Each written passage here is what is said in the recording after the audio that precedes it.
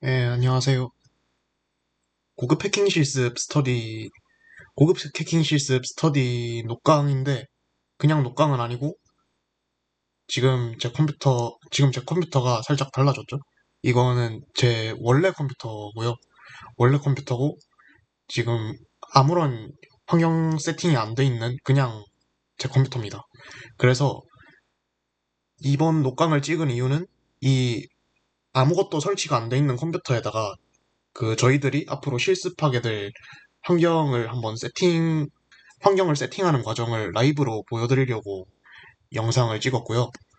그래서 지금 보시면은 WSL 환경에서 진행, WSL 환경에서 진행을 할 거고, 이제 일단 제 버전은 이렇습니다. 제 버전은 이렇고요.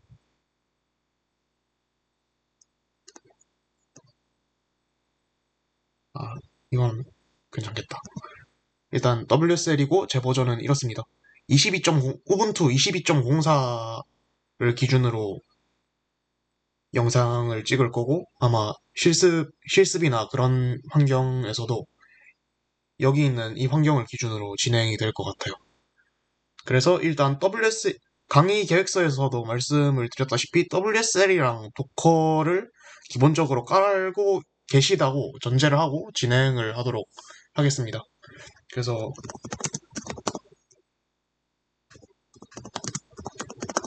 일단 업데이트 업그레이드부터 진행을 해야겠죠. 국룰이니까.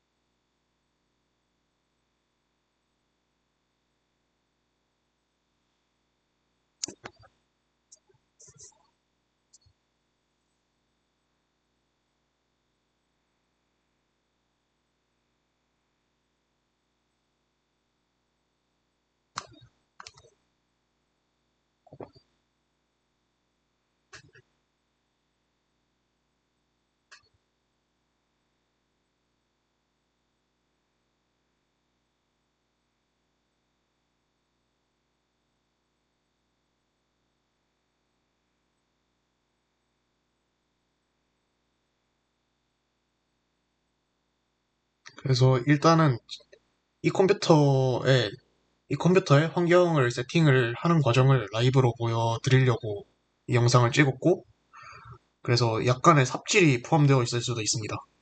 왜냐면은, 왜냐면은 제 원래 컴퓨터에서는 되던 게 여기에선 안 될 수도 있는 경우도 몇 번 봐가지고, 그래서 어느 정도 삽질이 있을 수도 있습니다.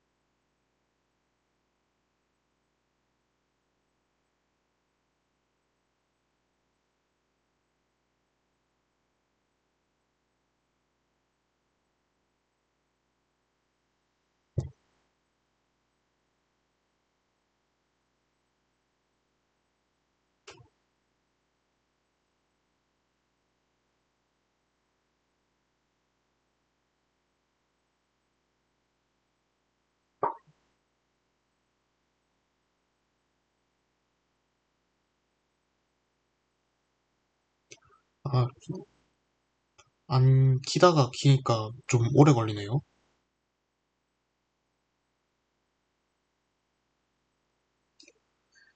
이, 안 키다가 키니까 좀 오래 걸리네요. 이 컴퓨터를 안 쓴 지가 한 1년 정도 된 것 같은데, 그래가지고 좀 업데이트에 많이, 업데이트 업그레이드 하는데 좀 많이 오래 걸리긴 하네요.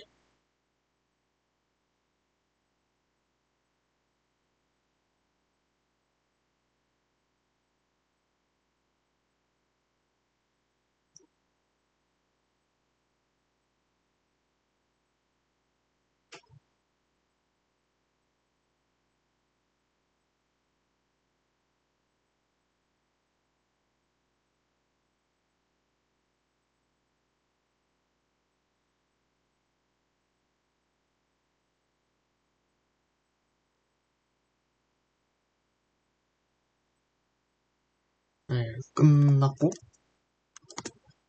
그래서 일단은 간략하게 브리핑만 하고 넘어갑시다. 메모장이 어디지?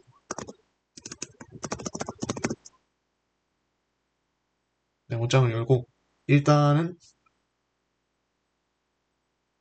아, 이거 컴고 과제, 이거 컴고 과제인데? 엄청 옛날에 찍었나 보네. 메모장도 안 쓴 지 오래됐나 보네요. 컴고 과제 때 쓰던 건데. 일단은, 저희들이 어떻게 진행을 할 거냐면,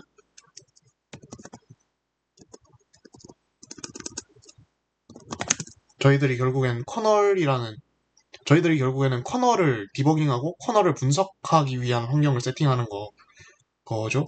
그러면은 커널을 돌리기 위해서는 이제 뭐가 필요하면은 당연히 가상 머신이 필요하겠죠. 가상 머신이 필요하겠죠. 왜냐면은 커널을 컴파일해서 떨어지는 이미지들이나 그런 파일들은 일반 실행 파일, ELF 파일의 어떤 형식을 지니고 있지만, 이제 그거를 저희 컴퓨터에서, 로컬에서 바로 실행을 시킬 수 없기 때문에 반드시 가상 머신을 통해서 이 커널 컴파일된 결과물을 돌려야 됩니다. 그러면 그 가상 머신으로 뭘 쓸 거냐라고 했을 때, 바로 QEMU라는 가상 머신, QEMU 혹은 캐뮤라는 가상 머신을 쓸 겁니다. 이 가상 머신 같은 경우에는 오픈소스 가상 머신이고요. 그래서 오픈소스기 때문에 당연히 구글링을 하, 구글링을 하시면은 구글링을 하시면은 이렇게 이 가상 머신의 모든 소스를 볼 수 있고, 얘를 포크해서 맘대로 패치를 하거나 뭐 그런 여러 가지 일들도 할 수가 있습니다. SKS 연합 스터디 때, 저번 여름방학이었죠. 그때 진행한 스터디는 이 QEMU에서 발생했던 VM 이스케이프 취약점을 실제로 한 10년 전, 9년 전 거긴 하지만 그거를 분석할 수 있는 환경을 만들고 이제 실제로 트리거해보는 그런 스터디를 했었고요. 보시면은 취약점이 여기에도 계속 나오고 있죠. 그래서 취약점이 여기에도 계속 나오고 있죠. 그래서 잊을만 하면 나오기 때문에 여기 여길 분석하는 것도 이제 공부하는 데는 좋다고 생각이 됩니다. 그러면 이 QEMU 소스를 그대로 받아서 빌드해서 쓸 거냐는 아니고요. 이제 저희는 캐뮤 소스가 캐뮤를 분석할 게 아니기 때문에 그냥 소스가 아니라 sudo apt install 캐뮤 시스템을 인스톨해도 충분합니다. 이제 캐뮤 시스템을 인스톨하면은 QEMU 시스템이라는 얘를 시그니처라고 하나요? 뭐라고 하지? QEMU 시스템이라는 소프트웨어가 이제 그 가상 머신에 대응되는 그런 패키지라고 하네요. 예, 기억났다. QEMU 시스템이라고 하는 패키지 이름이 가상 머신에 대응되는 패키지라서 이제 이 명령어를 치면은 알아서 다 알아서 버전에 맞는 걸 다 깔아줍니다. APT가 깔아줍니다. 그러면은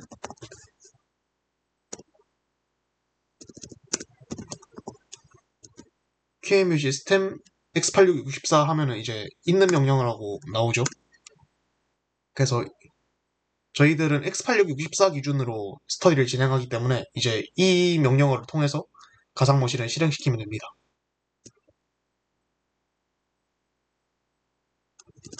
그래서 일단은 간략하게는 QEMU 정확히는 QEMU 시스템 X86 64라는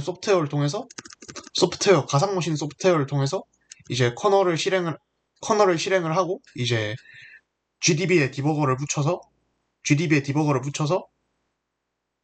커널에다가 GDB를 붙여서 디버깅을 하겠다라는 게 이번 이번 영상의 주요 목표입니다.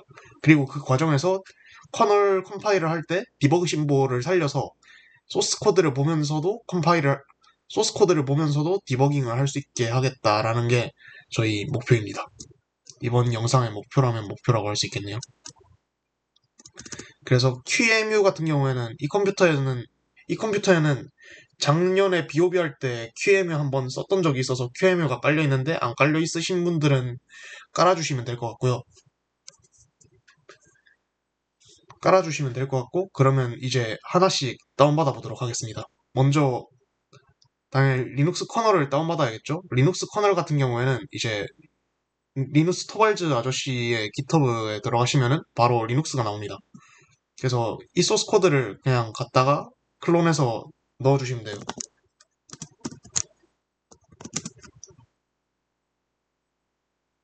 당연히 이것도 시간이 많이 걸리기 때문에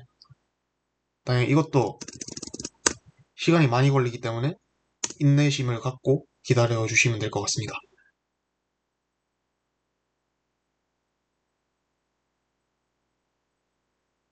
네, 지금 보이죠? 엄청 용량이 큰 거 보이죠? 그래서 지금 저희 집 자취방 와이파이를 쓰고 있는데 얘가 잘 버텨줄지 아닐지 관건입니다. 잘 버텨줬으면 좋겠는데 말이죠.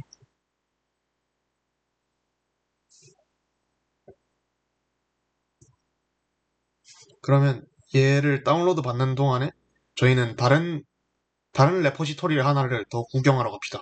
바로 커널 빌드 컨테이너라는 레포지토리예요. 이렇게 생겼고 안에 내용은 쉘 스크립트랑 그다음 도커 파일 안에 내용은 쉘 스크립트랑 도커 파일밖에 없습니다.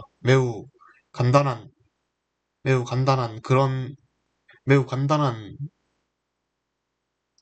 그 레포지토리인데 상당히 상당히 괜찮습니다. 커널 빌드 컨테이너라고 돼 있지만 커널뿐만 아니라 어떤 특정한 버전의 컴파일러 버전이 필요할 때 특정한 컴파일러의 종류로 컴파일을 하고 싶을 때 어떤 소프트웨어를 컴파일을 하고 싶을 때 빌드를 하고 싶을 때 이걸 쓰면은 좀 야무지게 할 수 있습니다.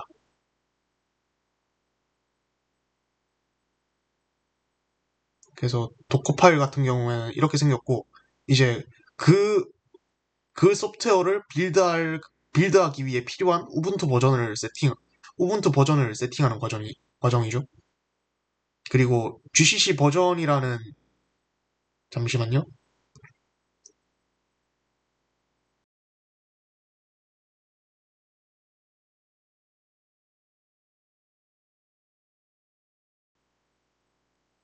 네, 다시 돌아와서, 그리고 GCC 버전이라는 외부 변수를 받아서, 이제 그 버전에 맞는 GCC나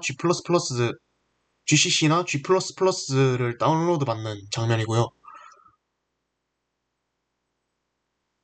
보시면 일반 GCC나 GCC 플러그인뿐만 아니라 일반 GCC나 G++뿐만 아니라 ARM이나 ARC 64나 ARM 같은 다른 버전의 크로스 컴파일러도 같이 다운로드 받는 걸 볼 수가 있죠.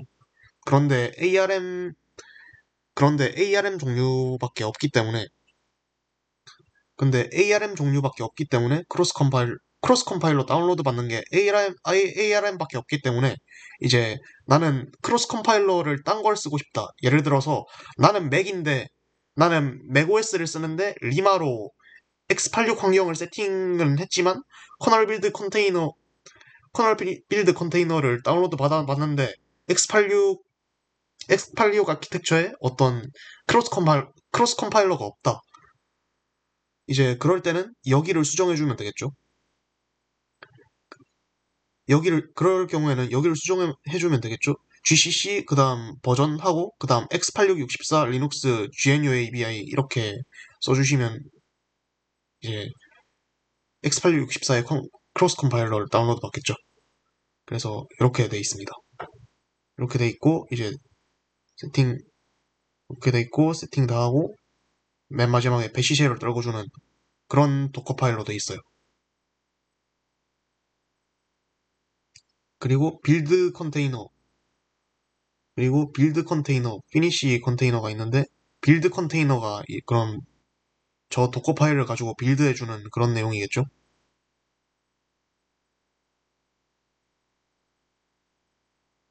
그리고, 그리고 수도로 돌려야 되고,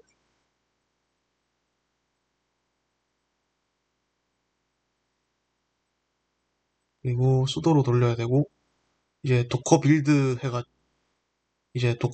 해가지고, GCC 버전이랑 우분투 버전이랑 이제 여러 가지 인자들을 다 받아갖고 컴파일을 하는 거죠. 컴파일을 하겠죠. 그래서 여기 뭐, 그래서 GCC 컨테이너를 빌드를 하는데, 빌드하는, 빌드하는 걸 함수로 지정해놨는데, 많은데, 얘가 많습니다. 그러면 우리들은 이걸 다 다운받을 거냐라는 그런 생각을 할 수 있는데,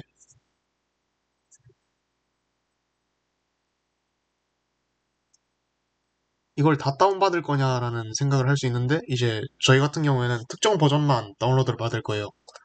그래서,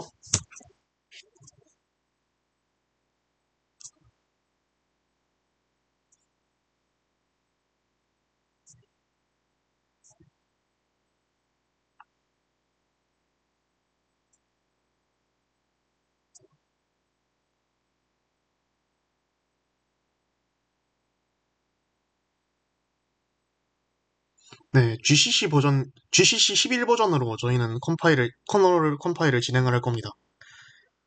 그래서, 미리 적어두면 좋겠네요. 그래서, GCC 11 버전으로, 저희는 GCC 11 버전으로 컴파일을 진행할 거고, 컴파일러 스펠링이 저게 맞겠죠?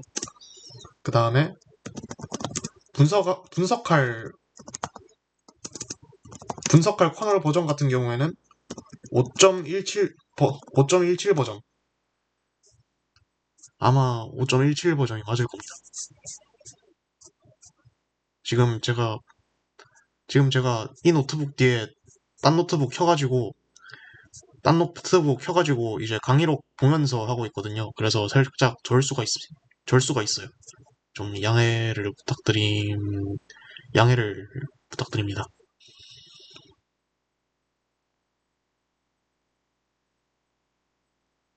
그래서, 17 버전이 아니에요. 17은 BOB 때 썼던 거고, 17은 BOB 때 썼던 거네요. 5.15 버전으로, 분석할 커널 버전은 5.15 버전으로 이제 준비를 할 겁니다. 커널 다 다운받았나? 29%네요.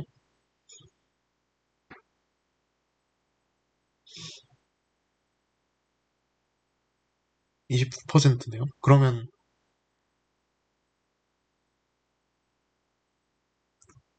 다시 리눅스 여기로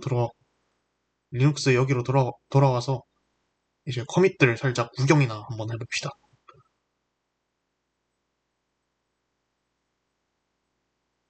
이렇게 생겼고, 브랜치는 이렇게 나왔죠?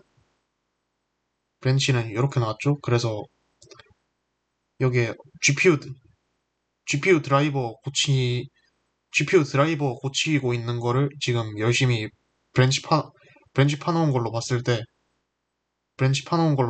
이제 GPU 드라이버를 열심히 고치고 있고, 그 다음 ARM64에서 뭔가 일이 있었기 때문에 브랜치가 파였겠죠? 그래서 이렇게 각자 브랜치에서 작업을 한 다음에 이제 마스터에다가 PR 올리는 거는 다른 GitHub 레포지토리, 다른 GitHub 레포지토리랑 거의 비슷합니다. 그런데 문제는 이 메인테이너들이 매우 깐깐하다는 점이겠죠. 커널 같은 경우에는 리눅스 커널 같은 경우에는 안 쓰이는 곳이 없다 보니까 리눅스 커널 같은 경우에는 안 쓰이는 곳이 없는 오픈소스다 보니까 이제 커밋을 정확히는 마스터의 PR을 했는데 머지를 살짝만 잘못해도 그게 큰일이 일어났을 그걸 가지고 개발하는 그걸 가지고 상품을 만드는 쪽에서는 큰일이 일어날 수 있기 때문에 이제 그만큼 메인테이너들이 보수적이고 깐깐해질 수밖에 없습니다. 그래서 저렇게 다 만들다가 이 정도면은 팔아도 되겠다 싶으면은 이렇게 태그를 붙여서 릴리즈로 냅니다. 그래서 6.11 버전이 있고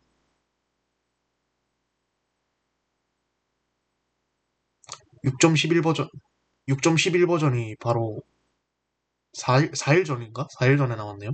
4일 전이면 언제야?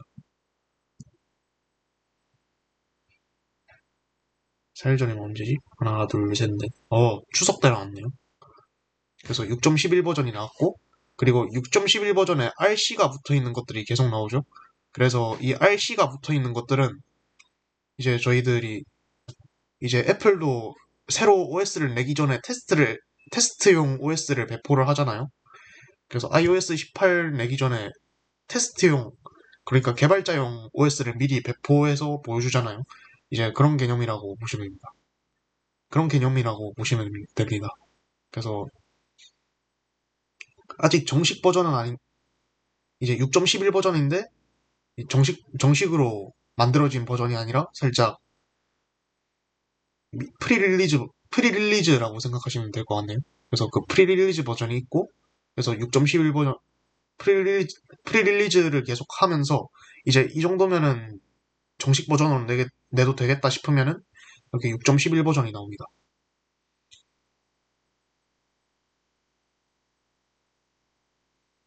그래서 이렇게 쭉 나오고 있죠.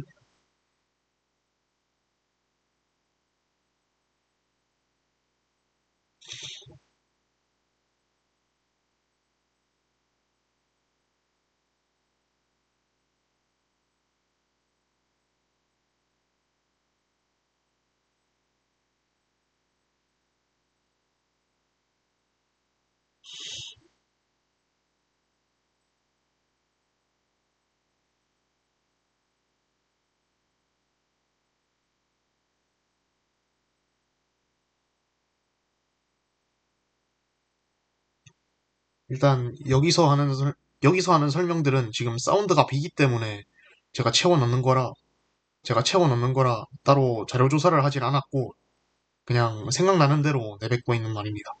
그래서 부정확하거나 그런 정보가 있을 수도 있습니다. 부정확하거나 그런 정보가 있을 수도 있습니다. 이제 이 강의를 만든 이 강의를 처음으로 만든 사람은 이제 송주현 18학번 송주현 선배인데 저는 그냥 주현이 형이라고 부르고 있고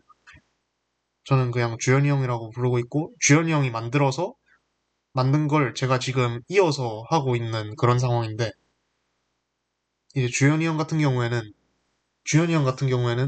되게 준비를 할 때 논문 같은 것도 잘 찾아와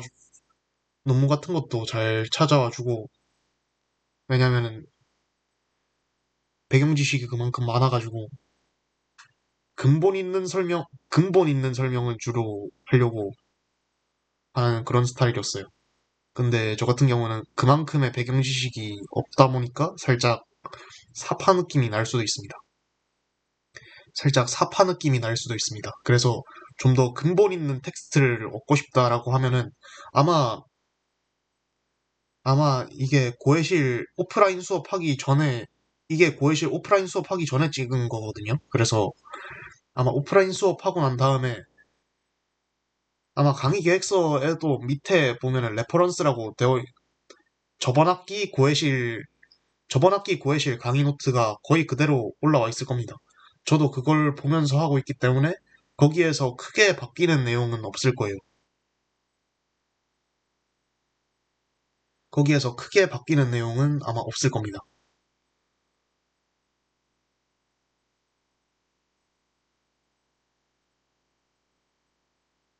그래서 거기에 보면은 참고 자료로 논문 같은 것들도 나와 있기 때문에 관심이 있으시다면 보는 것도 나쁘지 않습니다.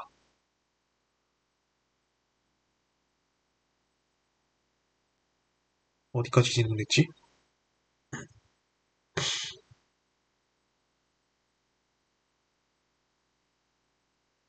오래 걸리네요. 이러면은 커널 컴파일은 얼마나 오래 걸릴지 모르겠는데, 이런 컴파일 다 하고 일어나면은 아침이겠는데? 아침일 것 같은데.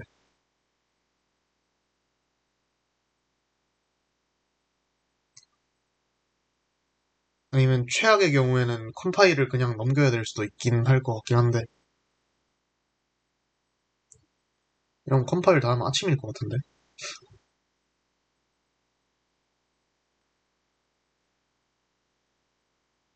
잠시만요.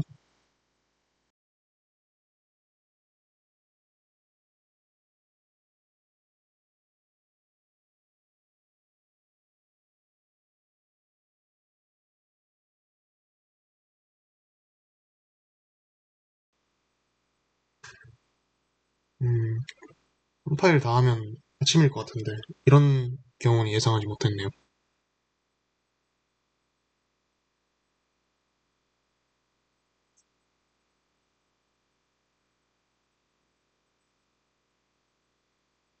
그러면 컴파일 직전까지만 하고, 컴파일은 했다 치고, 이제 제 GitHub에서 원래 컴파일된 VM 리눅스랑 이제 부트로도 포함된 이미지를 들고 와서 커널 부팅하, 커널 부팅하는 것까지를 해보겠습니다.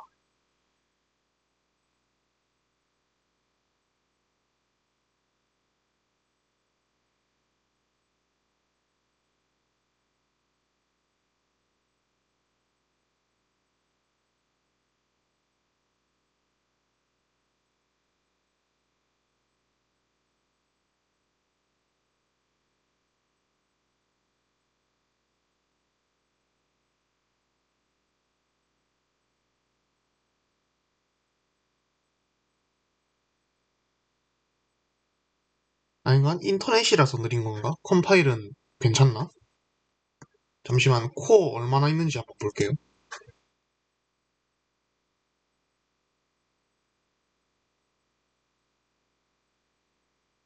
오,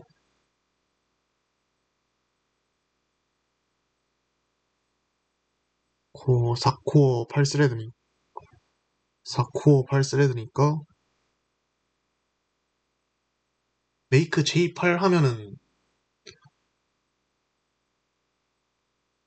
4코어 8스레드니까 메이크 J8 하면은 그거 되려나? 모르겠네.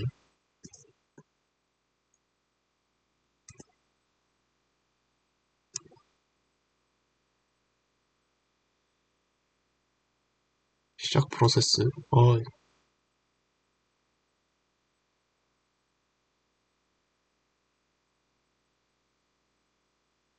VM웨어 트레이. 이건 왜 사용으로 돼 있지?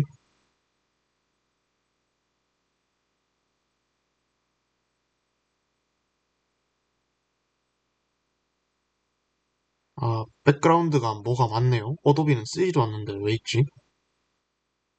없애고, 없애고,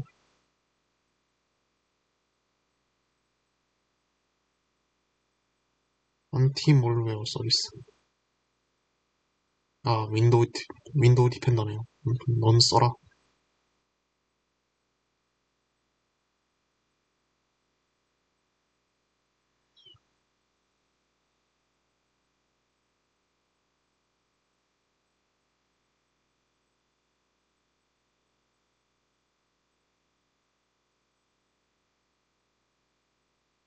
LDP? LDP가 왜 켜져 있지?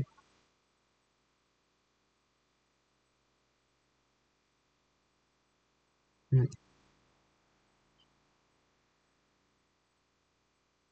아닌가? 이것 때문에 그런가? 아닌 것 같은데. 꺼도 다시 키는 걸 보니까 필요해서 그런 거겠죠?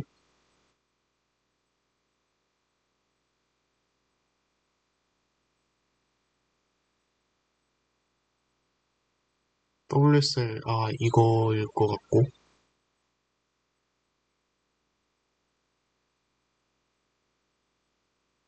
크롬이 엄청 잡아먹긴 하네.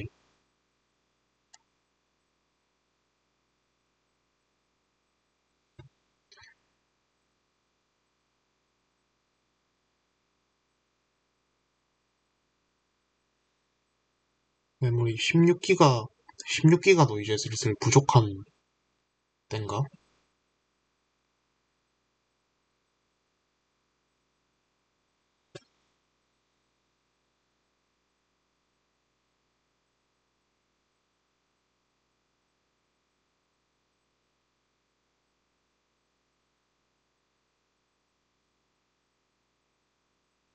네, 이렇게 리눅스 소스 코드를 다 다운로드를 받았습니다. 그럼 들어가면 당연히 git 그거기 때문에 이런 식으로 표시가 되고, 이제 버전이 5.15라고 했죠. 이제 긴 명령에 긴 명령에는 git 로그를 치면은 이렇게 나오죠. v5.15 해가지고 문자를 검색하면 나오나?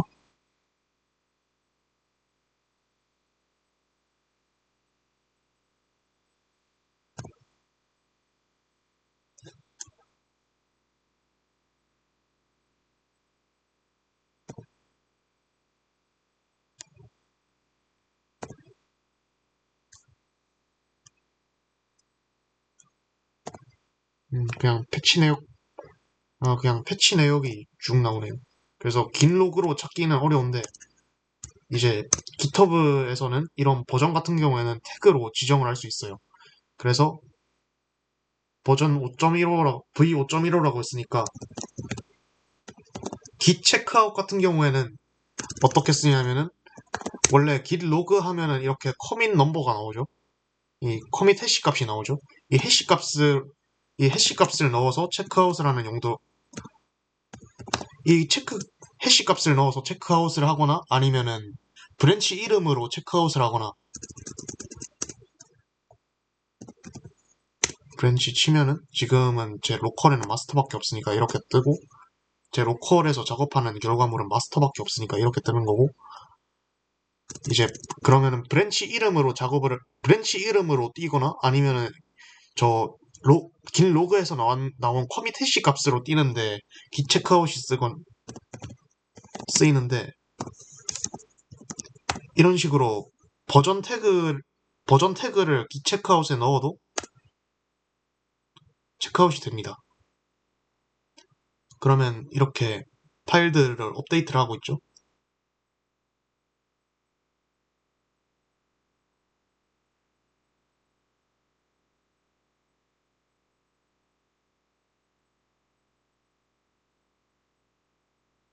그럼 헤드 이렇게 쭉 바꿨고, 그 다음에 이 상태에서 그러면은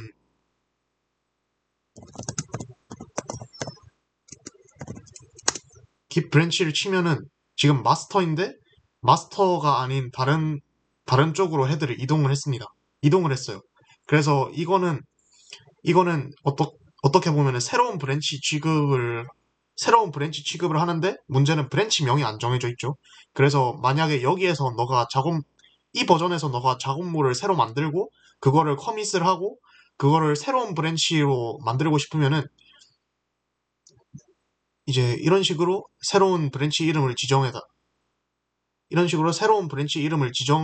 새로운 브랜치를 만들어라라고 설명을 해주고 있는 모습이고, 이제 헤드가 리눅스 5.15 버전으로 바뀌었다라고 뜨는 걸 볼 수 있어요. 그래서 다시 긴 로그를 치면은 리눅스 5.15 버전이 이렇게 나옵니다. 이제 RC 버전이 아니라 정식 버전의 리눅스 5.15 버전이에요. RC 버전으로 넘기기 위해서는 이제 긴 로그 아래 얘네들을 참고를 해서 얘네들로 체크아웃을 하는 게 제일 베스트긴 하겠죠. 그러면 여기에서 바로 넘어가고, 그럼 여기에서 바로 지금 빌드를 하진 않을 거기 때문에 다시 넘어갑시다. 다시 넘어가고, 그러면 두 번째 소스 코드란다. 두 번째 레포지토리인 얘를 또 클론을 해줄게요. 얘를 클론을 해서,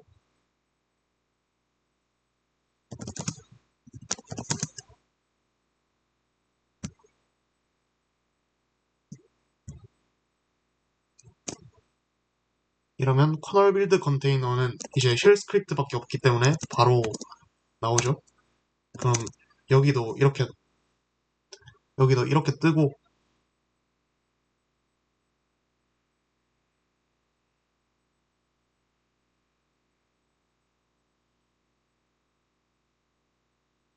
여기도 이렇게 뜨고, 원래는 포크하고 그런 과정을 거쳐야 되는데, 저희 같은 경우에는 그냥 로컬에서 쓸 거기 때문에, 깃, 커널 빌드 컨테이너 안에서는 그냥 깃 없다고 생각하고 작업을 하도록 하겠습니다.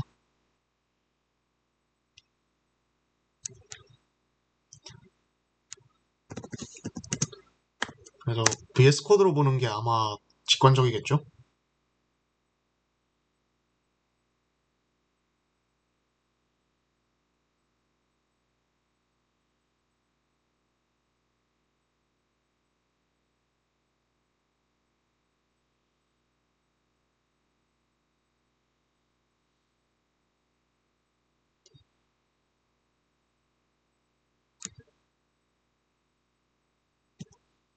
그래서 작업물, 그래서 이렇게 있고, 리드미를 먼저 봅시다. 리드미를 보시면은 이제 이런 식으로 서포트되는 컴파일러랑 서포트되는 아키텍처들이 나와 있고,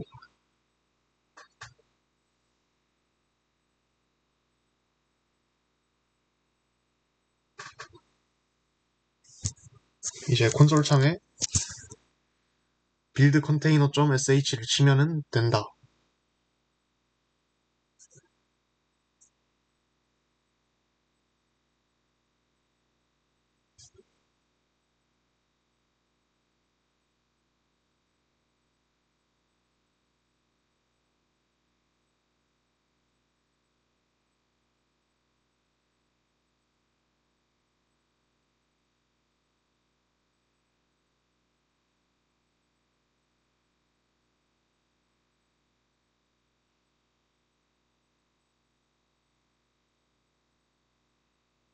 음,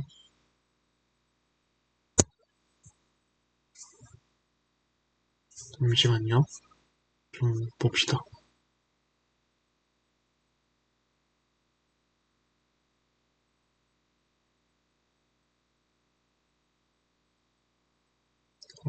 어, 저렇게 네, 지금 강의 자료를 같이 보고 있기 때문에 살짝 졸 수도 있다고 했죠. 그래서 다시 돌아와서 저희들이 컴파일러 버전을 GCC 11로 고정한다고 했죠. 그러면은 이제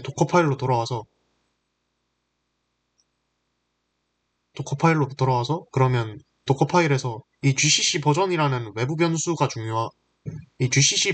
외부 변수를 받는다고 했죠. 그러면은 빌드 컨테이너 쪽으로 내려옵시다. 내려오시면은 이제 얘를 도커 빌드를 함수로 지정해가지고 모든 GCC 버전이랑 클랭 버전별로 이 함수를 빌드를 하나씩 돌리고 있죠. 근데 저희는 특정 버전 GCC 11 버전만 필요하기 때문에 이제 다른 애들은 굳이 빌드를 할 필요가 없어지죠. 빌드를 하면은 그 용량도 많이 잡아먹기 때문에 이제 필요하시면은 여러분 혹시 필요하시면은 여러분들이 여기 있는 주석을 풀고 추가적으로 하시면 될 것 같습니다.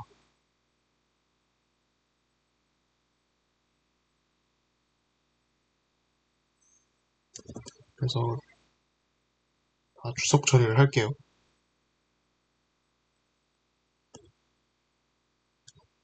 우분투 24? 우분투 24도 나오네요. 우분투 24도 나오네요.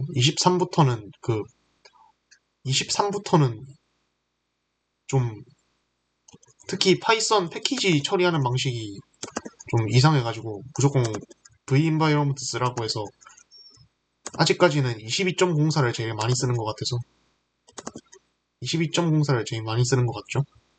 그래서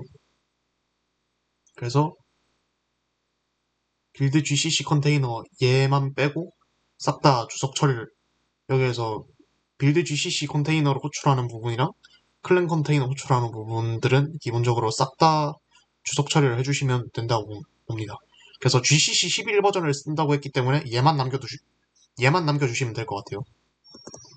그래서 여기까지 컴파일을 했고, 그래서 여기까지 수정을 했고, 그 다음에 두 번째로는 도커 파일인데, 이제 이 안에서 저희들이 또 뭔가를 작업을 해야 되기 때문에, 여기, 이 안에서 저희들이 데프 컴피그 같은 거를 수정을 해야 되기 때문에, 깔 때 빔을 추가로 깔라고 넣을게요. 그래서 여기까지가 바뀐 내용이고, 그러면 지금 바뀌었죠?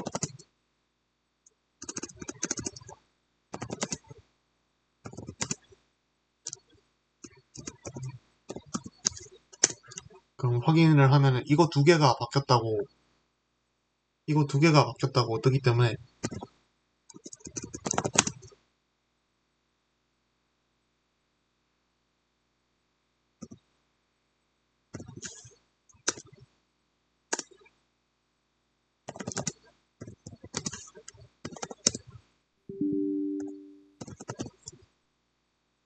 diff를 diff를 쳐봅시다.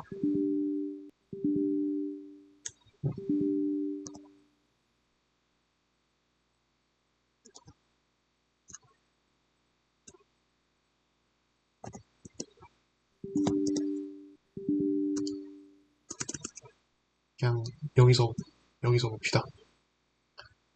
그래서 바뀐 부분을 다시 한번 정리를 하자면 이렇습니다. 네, 그렇죠. 이렇게 보는 게 더 편하긴 하겠죠. 그래서 바뀐 부분을 다시 보자면 이렇습니다.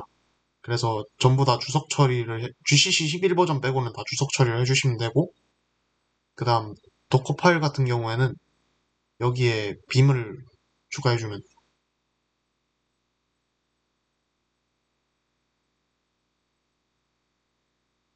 도커 파일 같은 경우에는 여기에 빔을 추가해주시면 됩니다. 이제 이렇게 빔을 추가해주시면 됩니다. 여기 두 개가 이제 수정사항이라고 보시면 될 것 같아요.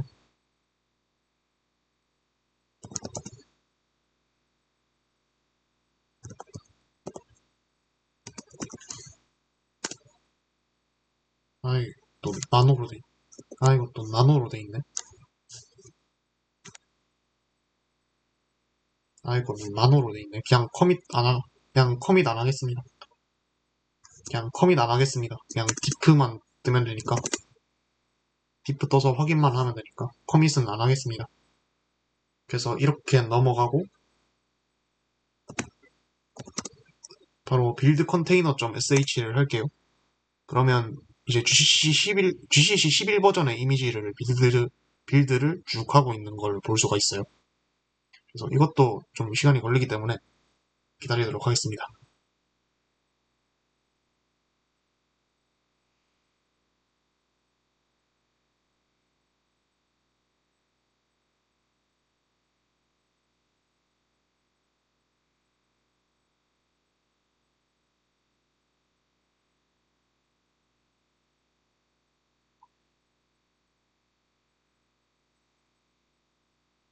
그래서 이 커널 빌드 컨테이너 같은 경우에는 특정 버전의 우분투와 특정 버전의 GCC 아래에서 컴파일을 해야 되는 상황이 발생할 때 좀 유용할 수 있어요. 예를 들어서 갑자기 우분투 18.04가 필요하다, 16.04가 필요하다라고 했을 때 이제 이걸 쓰면은 좀 민첩하게 해당 버전에 맞는 해당 버전에 맞는 최소한의 환경을 저희들이 구축을 할 수 있습니다. 그래서 좀 편하게 쓰고, 그래서 전 좀 편하게 썼어요. 실제로 파일 시스템 만드는 프로젝트도 있거든요. 빌드 루트. 빌드루트 같은 경우, 빌드루트, 빌드루트 같은 경우, 이것도 파일 시스템 만드는, 이것도 파일 시스템을 만드는 그런 프로젝트거든요. 그런 소프트웨어거든요. 그래서 이 빌드루트 같은 것도 이제, 다운로드 받아서, 이제, 얘 같은 경우에는 인베디드 리눅스를 쉽게 만들어주는 프로젝트인데, 얘를 깔아서 쓰게, 얘를 깔아서 쓰게 되면은, 이제 우리가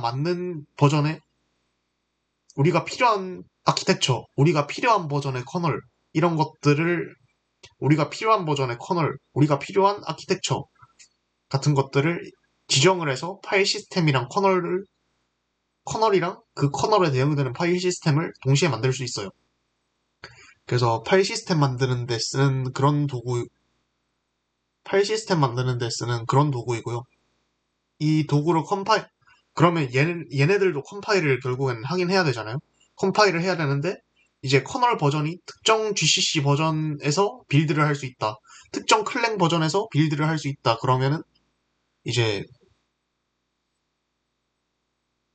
커널 빌드 컨테이너 안에 들어가서 만들어낸 걔네들을 다, 빌드루트로 만들어낸 커널들을 다 빌드하는 그런 과정들을 한번 거치게 되죠.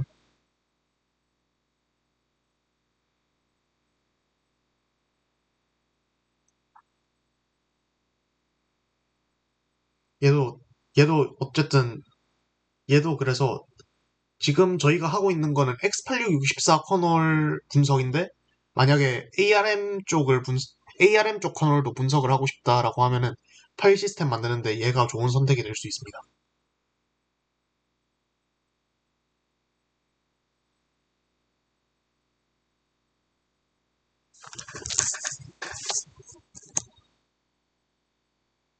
그래서 지금 여기에서는 노션 들어가지네요.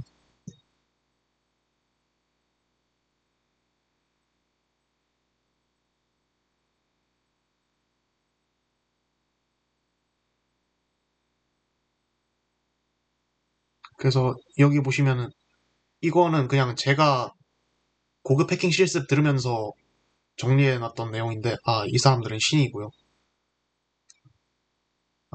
신입니다. 포니아블 같은 경우에는 정확히는 PTR 유다이라는 사람이 이걸 만들어 PTR 유다이라는 사람이 이제 이 컨텐츠를 만들어 놨는데, 커널 공부와 관련돼서 좀 잘 돼 있습니다. 그래서 구글 번역기 써서 번역해서 보시면 좋고, 일본어가 되신다면 그냥 일본어로 보셔도 상관없습니다. 그래서 이번 저희 고급 해킹 실습에서 다룰 범위는 이 내용이랑, 다시 한국어로 바꿀게요. 이 내용이랑 그 다음에 홀스타인이라고 하는 이 모듈, 여기까지를 다루고, 그리고 인터미디어트 중급 과정으로 유저 폴트 FD라는 취약점에 대해서 레이스 컨디션의 일종인데, 이걸 유저 폴트 FD라는 취약점을 트리거까지 해보고,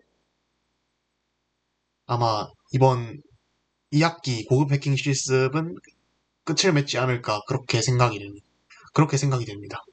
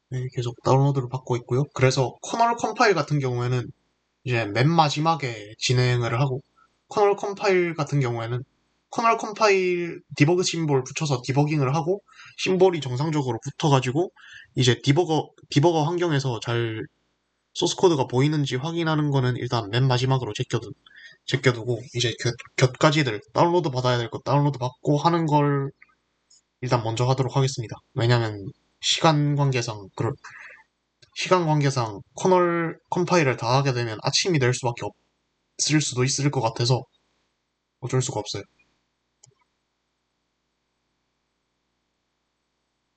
그럼 다시 내려와서 그 다음 바타24라는 레포지토리가 있어요. 이 사람은 이 사람은 이제 CTF를 하는 사람인데 GEF라는 GDB 플러그인을 자기 입맛에 맞게 개조한 거를 여기에 올려놓은 그런 사람이에요. 그래서 GEF인데 커널 컴파일 그리고 커널 디버깅 그리고 바이너리 디버깅 같은 것들을 이걸 쓰면은 좀 더 효율적으로 진행을 할 수 있습니다. 그래서 그래서 심심하시면은 여기 있는 리드미 같은 것도 한번 읽어보시면 좋을 것 같고요. 그래서 여러 가지 기능들이 다 있어요. 페이지 워크 하면은 페이지에 보여주고 여러 가지 기능들이 많습니다. 저희는 쓸 것만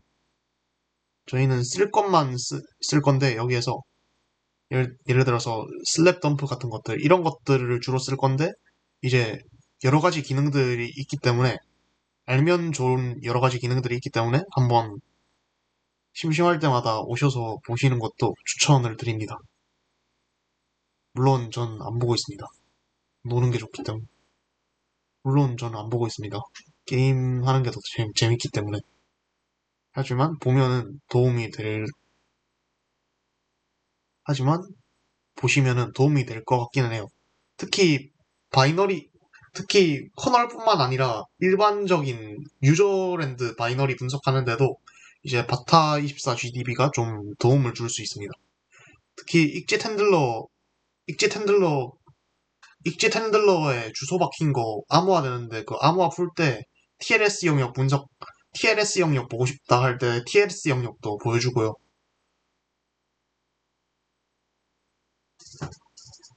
이제 좀,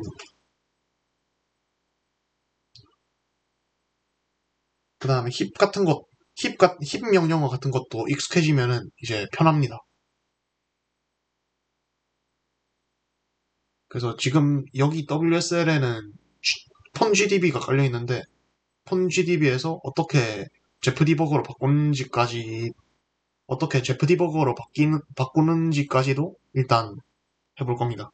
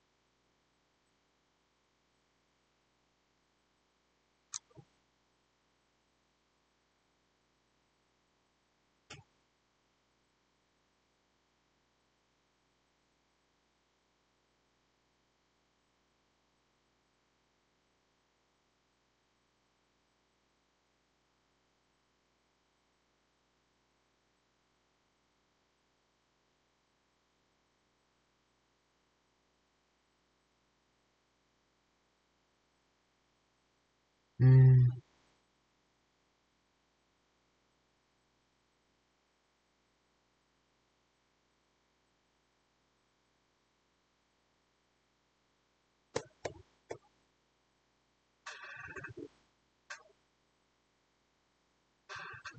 그리고 그리고 다시 돌아와서 여기 보시면은 인스톨레이션이 어떻게 인스톨레이션이 어떻게 진행되냐면은 이걸 써서 진행이 됩니다.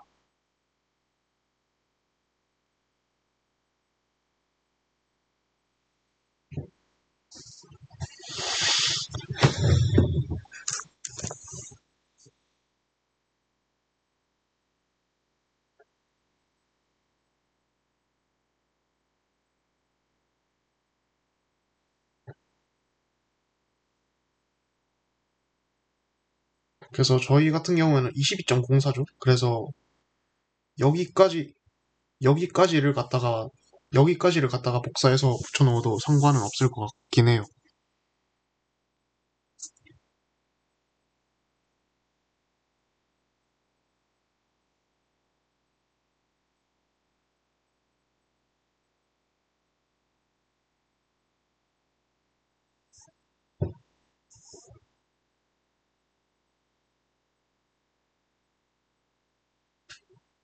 네, 주석을 보시면은 23.04나 레이터 버전 같은 경우에는 아까 전에 제가 이야기를 했죠. 패키지를 다운로드 받는데 좀 제한사항이 있다고.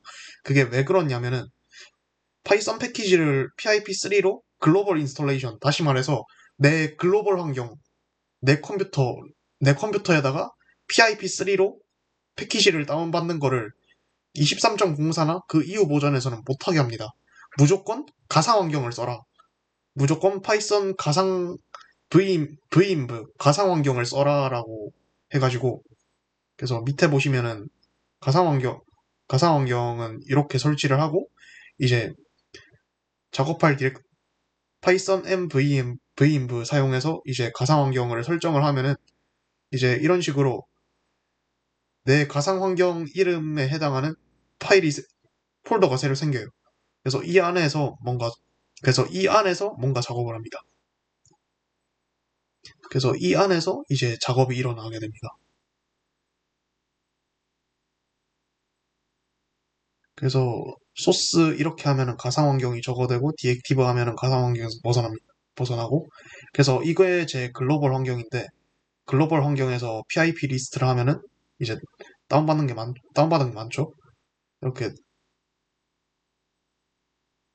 아니죠. 이게 그 가상 환경이고, 이제 얘를 벗어나면은 원래 환경에서는 다운받는 게 적었죠. 이게 다운받은 게 적은 이유는 폰툴즈도 없네. 다운받은 게 적고 폰툴즈도 없죠. 지금 보면은 폰툴즈도 없네. 그 이유는 이거는 제 추석 때 저희 집 데스크탑 컴퓨터 환경이기 때문에 노트북이랑은 다르게 폰툴즈가 안 깔려 있습니다. 그래서 원래 환경인데, 이거는 제가 웹해킹 한다고 리퀘스트 다운받으니까 이렇게 패키지가 깔린 거고, 이거는 제 가상 환경, 이거는 아까 전에 만들었던 그 가상 환경 아닙니다. 그래서 원래 환경과는 다운로드된 패키지가 다르죠. 그래서 23.04부터는 이렇게 가상 환경을 파서 파이썬 패키지를 설치하라고 뜨기 때문에, 이런 글로벌 인스톨레이션이 안 되기 때문에 까는데 제약사항이 있습니다.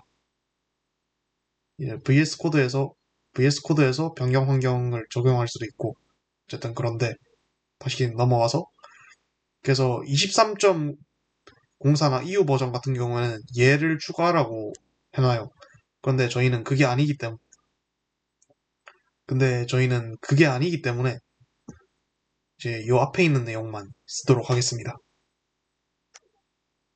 그리고 다시 install.sh를 보시면은 뭐 여러 가지를 PIP3 다운받고 원가젯이랑 셀컴포트리랑 이제 CTF에 필요한 여러 가지 것들을 다 다운로드 받고 있는 거를 볼 수 있어요.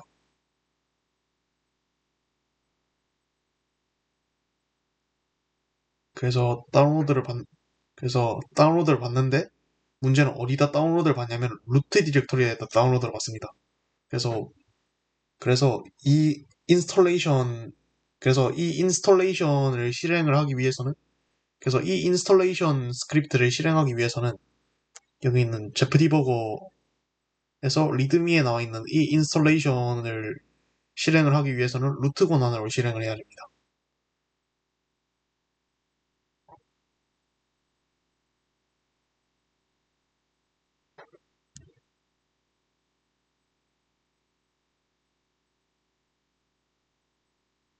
그래서 인스톨레이션 스크립트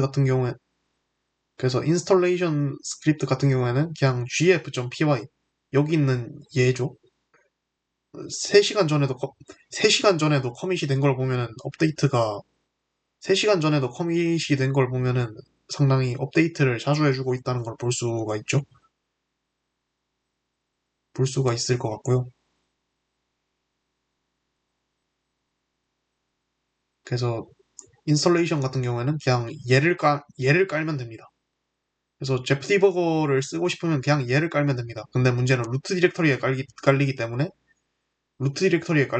제프 디버거를 쓰려면은 루트 권한이 인스톨레이션 스크립트대로 하면은 제프 디버거를 쓰려면 루트 권한이 필요해지는데 이제 그냥 제프 디버거만 쓰고 싶다 하시는 분들은 그냥 여기 가셔서 이제 로우 열면은 이렇게 나오겠죠? 로우 열면은 이렇게 나오죠? 그래서 얘를 그냥 wget해서 얘를 다운로드 받아도 되긴 합니다. 근데 이제 보안에 처음 입문을 해서 뭔가 다운로드 받을 게 많으면은 그냥 여기 있는 인스톨레이션을 실행하면은 세컨프 툴이나 아니면은 원가젯이나 그런 것들을 다 다운로드 VM 리눅스 ELF 같은 것들 이런 애들을 다 다운로드 받아주기 때문에 좀 편리할 수 있다. 그런 이야기였고요.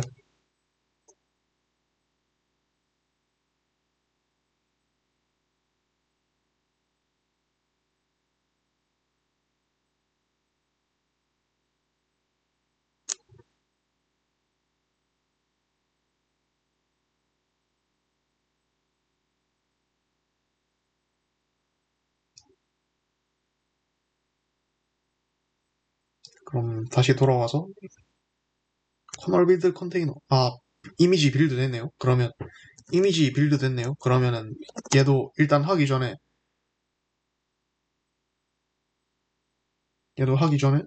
얘도 클론을 해줍시다. 얘도 클론을 해줍시다. 얘도 클론을 해줍시다. 저희는 그냥 바타 제품만 필요하기 때문에 유저랜드 깔려있나? 모르겠다. 깔려있으면 깔려있다고 하겠죠. 그럼 일단 여기 있는 인스톨레이션 스크립트만 깔아봅시다. 여기 있는 인스톨레이션 스크립트만 깝시다. 그래서 이렇게 돼 있는데 얘네들은 필요 없다고 했죠. 왜냐면 23.04 이후 레이터 버전이 아니기 때문에 22.04 버전이기 때문에 그래서 이렇게 하고 실행해 줍시다. 그러면 루트 유저로 해야 되네요. 루트 유저로 해야 되네요.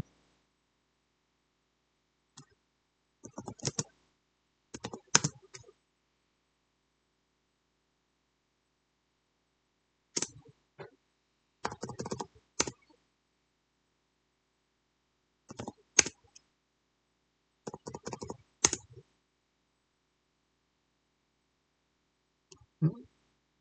뭐지? SU 설정을 내가 해줘야 되나?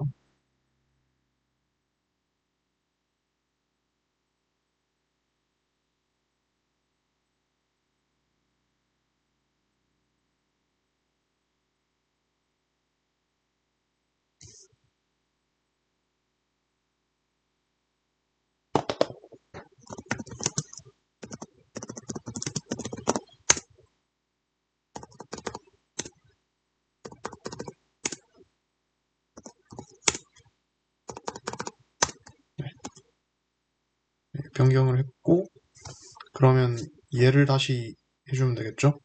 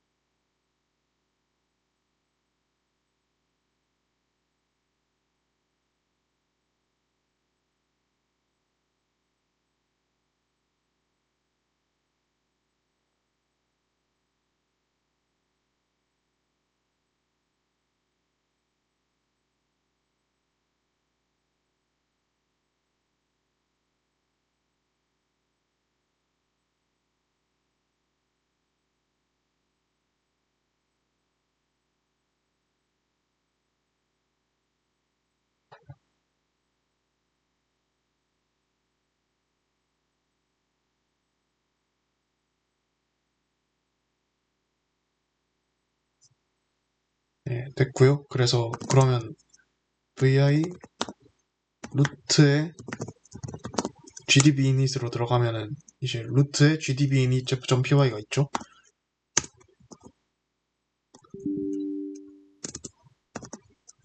그럼 ls 열어보시면은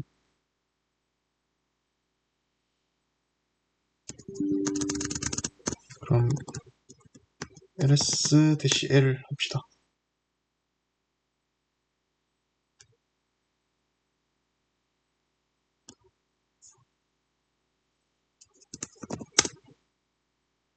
네, 그러면은 여기에 이렇게 숨긴 파일로 있죠. 그럼 여기에 이렇게 숨긴 파일로 있죠. 그러면은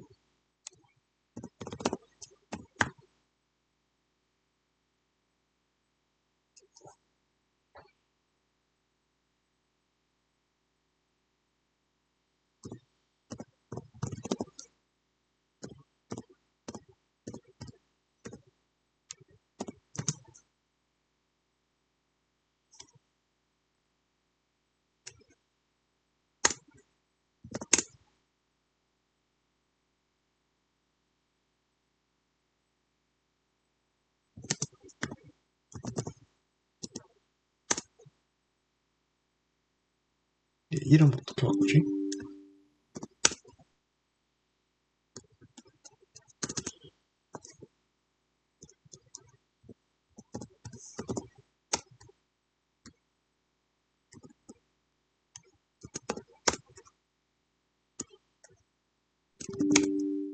음,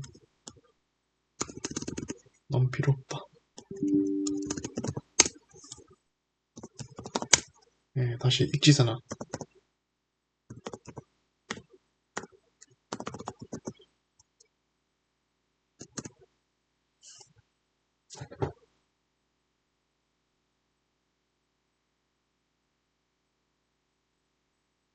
세컨프 툴즈 다운받았는데 쓸 수가 있나? 루트에서만 써야 되나?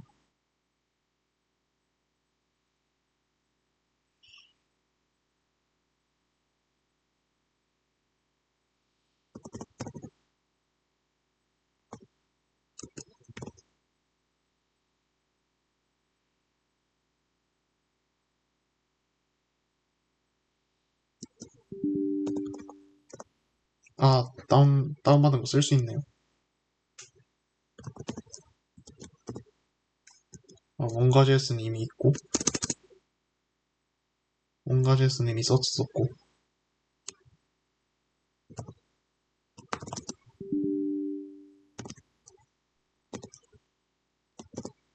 아, 이것도 다운로드 받아져 있고, 그리고 else 하면은 제프.py가 나와 있고, 제프.py가 나와 있죠?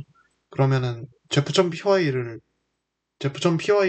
이제 저희 gdb init으로 쓰겠다고 설정을 해야겠죠?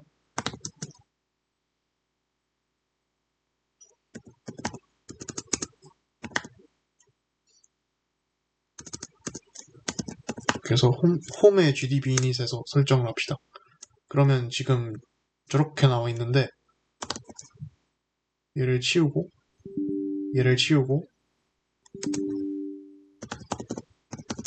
소스에 홈 디렉터리가 이걸 거고 fixahp에 제프.py로 설정을 해주시면 gdb를 켰을 때 네, 제프 디버거가 나오죠. 제프 디버거가 나옵니다.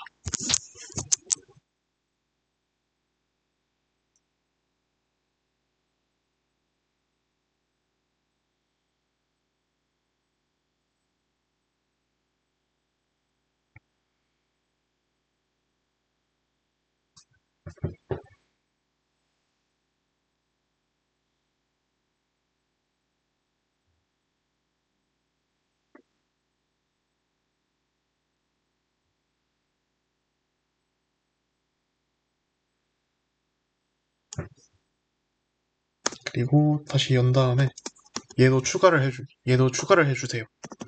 이것도 추가를 해주시면 됩니다. set auto load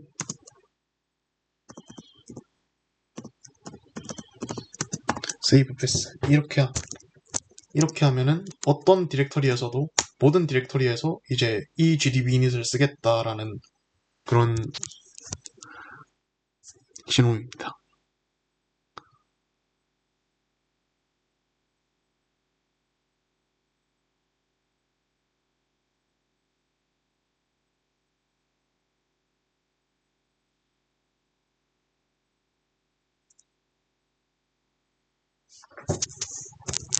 테스트 좀 해볼까요?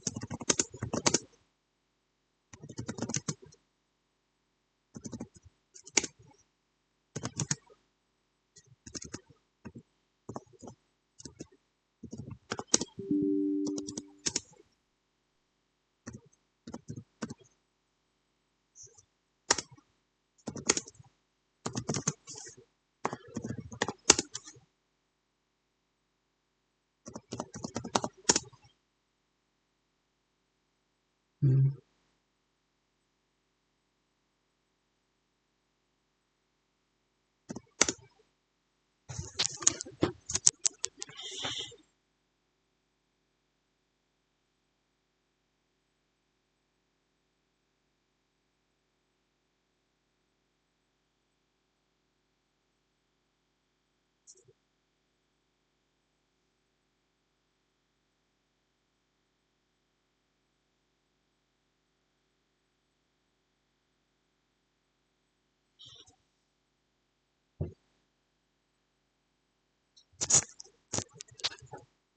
예, 지금 뭐 했냐면은 hello.c를 디버그 심볼 붙여서 컴파일을 한 다음에 이제 그걸 gdb로 붙였을 때 어떨 때 소스가 나오는지를 보고 있었어요. 보시면은 같은 디렉터리에 있으면 소스가 나오는데 지금 src로 디렉터리를 넘겼더니 안 나오고 있죠. 그럼 이런 경우에는 어떻게 하면 되냐 했을 때 이렇게 하면은 여기 안에서 gdb init을 이 디렉터리 안에서만 적용되는 gdb init을 쓸 수 있어요. 여기에서 디렉터리를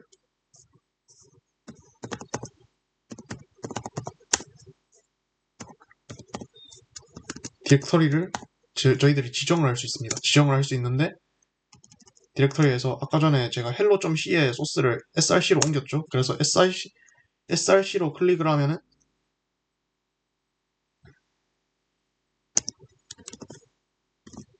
src로 클릭을 하면은 이제 디렉터리 지정이 됩니다. 그 다음에 다시 gdb hello를 해서 스타트를 해볼게요. 그러면은 예, 소스가 다시 보이죠? 소스가 다시 보이죠?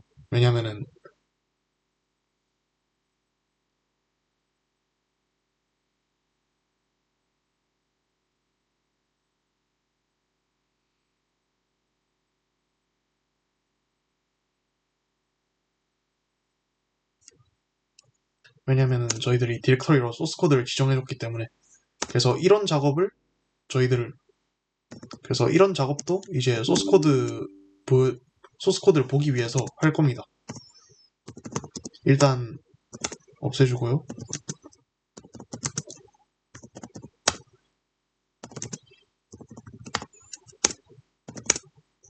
일단 없애주고요. 그러면은 이제 새로운 디렉터리를 하나 만들고 음,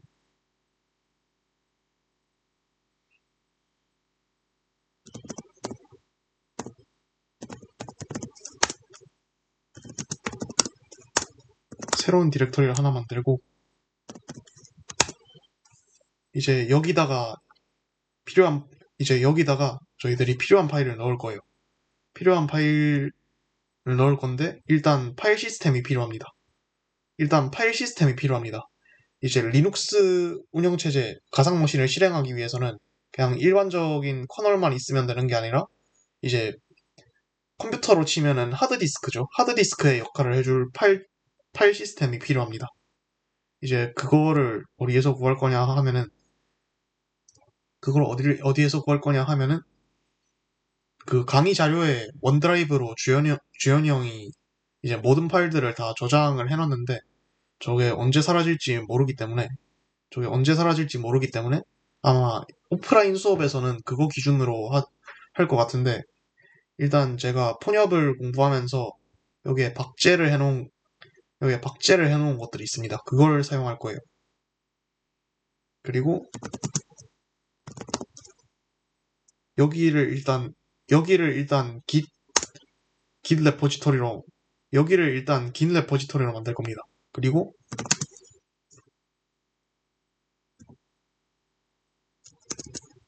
점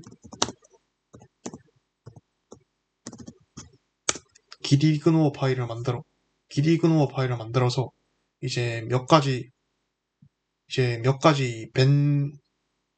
커밋하면 안 되는 것들 밴 리스트를 만들 거예요. 그래서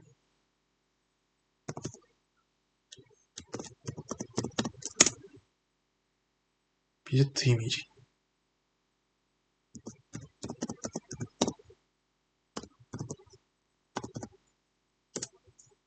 이거랑 이거랑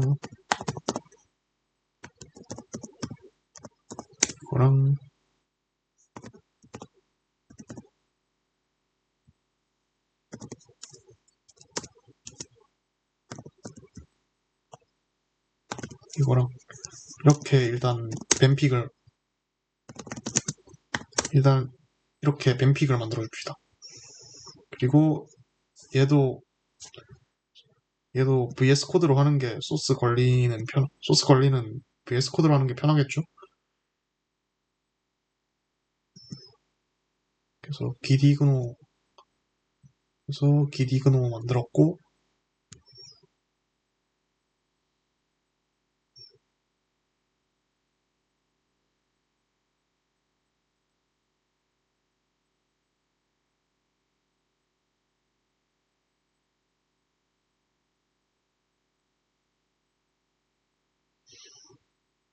그래서 이제 뭐 할 거냐면은 일단 몇 가지 파일들을 제가 여기에서 다운로드 받으려고 합니다.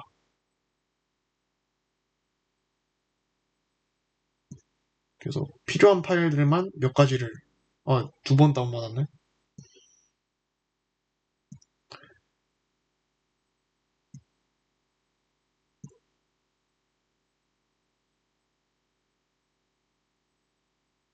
음,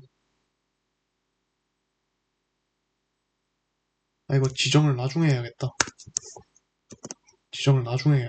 일단 다 올리고 기디그노 나중에 기디그노 수정하는 게 낫겠다.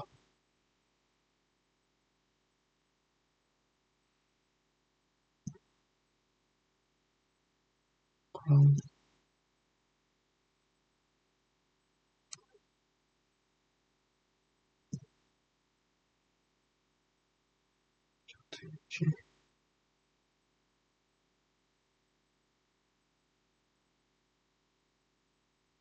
예, 런점 SH는 이제 케뮤를 이렇게 실행하면 된다. 케뮤를 이렇게 실행하면 된다라는 그겁니다. 어떤 인자가 어떤 역할을 하는지는 나중에 강의를 계속 진행을 하면서 더 그걸 더 설명을 해드릴 거예요.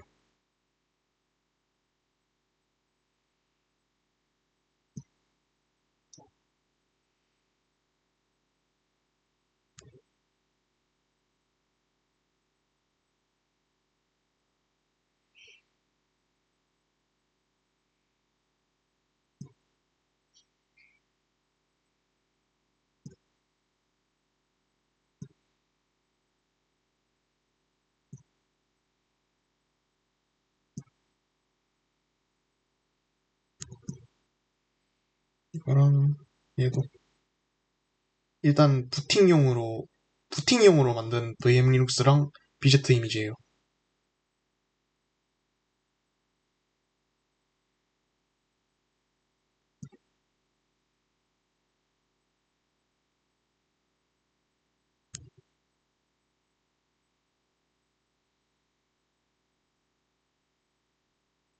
왜 이렇게 많이 돼 있지? VM 리눅스. 얘는 삭제하는 게 낫겠다.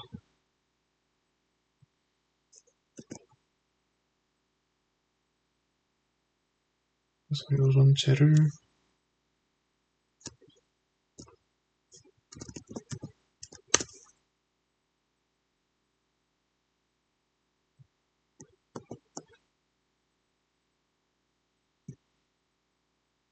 여기다 붙이고, 그럼 존 아이덴티파이어가 생겼죠?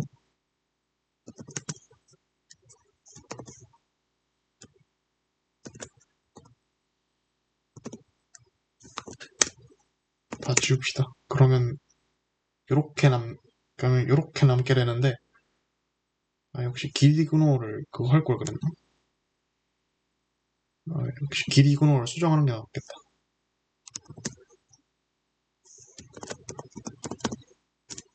이거랑,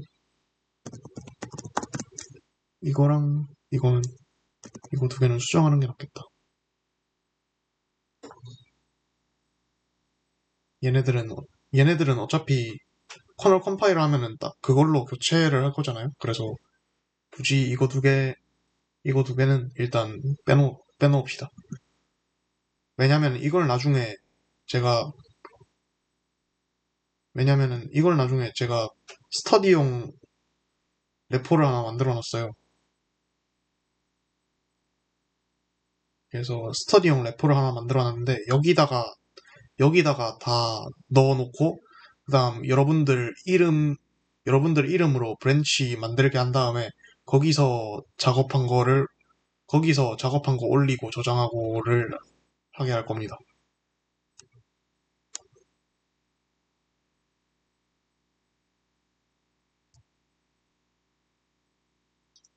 그래서 이렇게 만들게 한 거였고,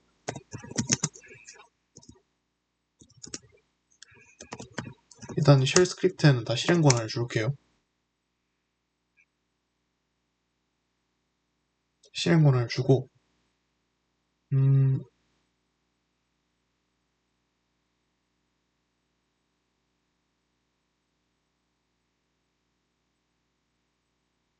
그러면 기디그노에 이것도 추가해야겠다. 잠시만요.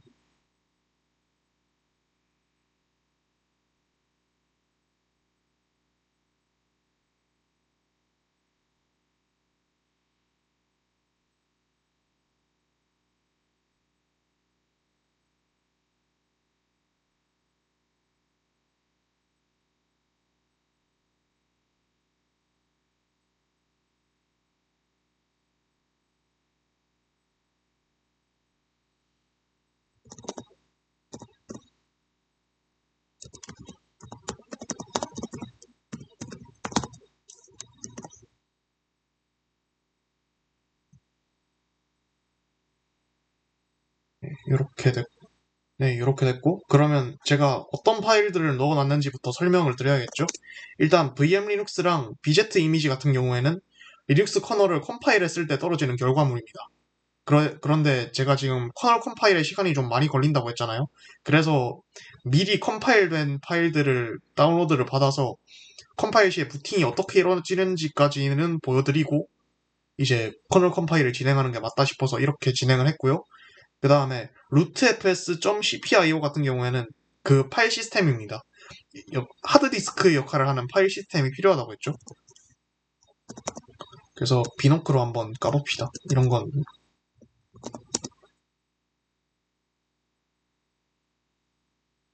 E가 extract고 A가 아마 그냥 보여준 걸 거예요. 그럼 아무것도 안 나오. 비노크는 안 나오네요. 비노크는 안 나오네요. 그래서 CPIO 같은 경우에는 그 파일 시스템 CPIO 같은 경우에는 파일 시스템 이름인데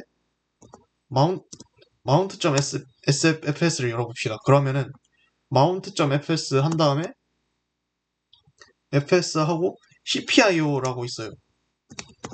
cpio는 이제 아마 깔려 있을 거예요. 아마 깔려 있을 겁니다.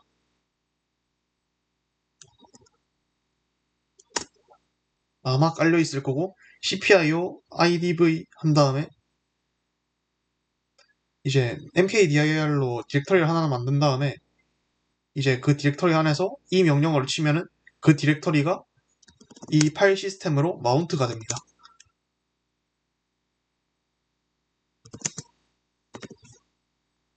그리고 upload.sh를 열어보시면은 이제 x코드가 나와 있죠.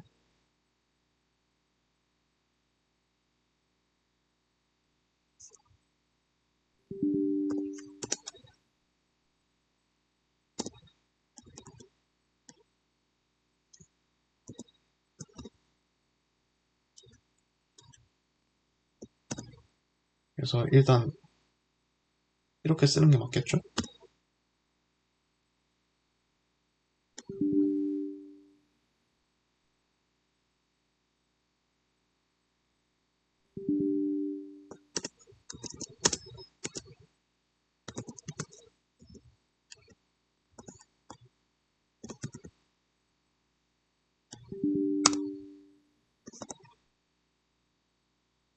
살짝 주먹구구식이긴 한데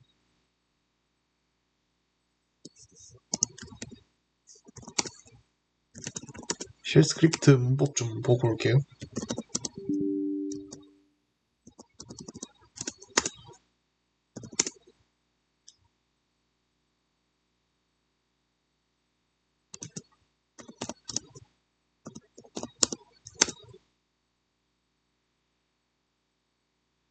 if 콤마 den이네요. if 콤마 den 하고 fi if 콤마 den 한 다음에 fi 하는 거네요.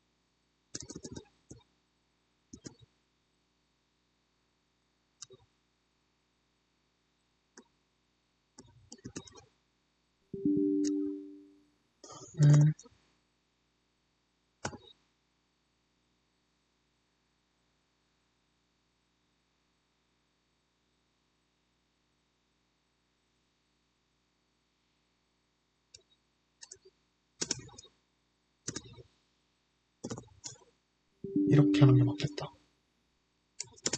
그 다음에 cd fs를 하고 네. 아까 전에 마운트 했다고 했잖아요. 그럼 이걸 다시 cpio 파일로 패킹하는 코드도 있어야겠죠. 그래서 이 코드가 cpio 코드 파일로 패킹하는 그 코드입니다. 그래서 그 패킹한 결과물을 여기에 저장하라는 그 패킹한 결과물을 여기에 저장하라는 뜻이고요.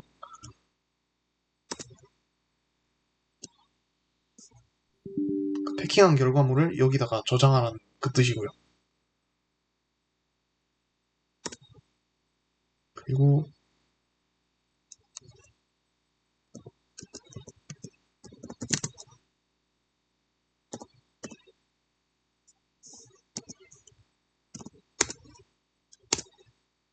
이렇게 하면 되겠죠? 네, 된 것 같네요.